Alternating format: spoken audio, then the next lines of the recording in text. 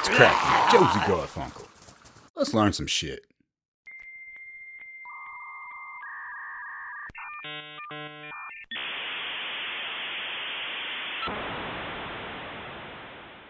Today, I'm going to show you how to make a custom dynamic event.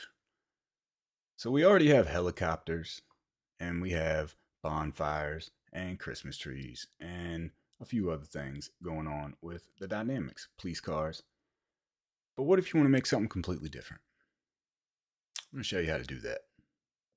And all you need is I Survive and your XMLs. To start with, I always pull the helicopter event as a template. So I search that with Control F, copy this, Control C, bring it back to the top of my file where I'm working, Control V, got my little workspace here.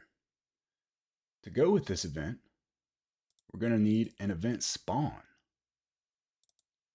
And you just need to find a simple event spawn insert to copy. We don't need this, and we don't need this. We simply need an X, a Z, and the A. The A is your rotation. 0 is north, 360 is north. Makes a circle. I'm going to just put that in at 0 actually. So I'm going to go ahead and choose my chords prematurely. Just get this part out of the way, somewhere right here near the islands at Cami. Simply copy that in. Not too worried about what the decimal is. This doesn't need to be precise. And we're going to call this static custom YouTube example. Why not? So now that we Control S to save that file, double click that, Control C to copy. Let's go ahead and rename that event. Get that out of the way. Now, let's put something different as a child. We don't want the helicopter. I'm going to use a land wreck UAZ. I already know what this is called. You might need to look up whatever you want to use, but that's what we're going to use for this example. We only need one minimum, one maximum, and one nominal. Go ahead and just put the one all the way there. And so we can be within radius to example this at least. Let's change that up. Now what is this? Secondary infected army. What this is a secondary event to the primary event. In all cases so far, it is an infected event.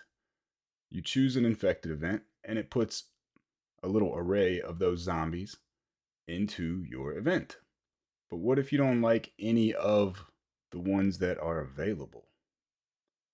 Let's go over how to make an infected event. So go ahead and search for infected. Find your one, copy it as an example. Bring it back up here where you're working. Ooh, make it pretty. And we're going to rename this to infected YouTube example. Well, maybe. Because that's not really going to matter. Now, none of this really matters either, as we're not using this as an actual event. Doesn't even need to be active. But you just need an event with the preferred children, or child in this case, which we're going to add the mummy. So if you don't already have it from a previous update, you will actually have to go into your types file and add the mummy for this scenario. And then copy that over to your events. Copy this as the secondary, and now our static custom YouTube example has an infected YouTube example. Control S to save. Let's load up and check this thing out.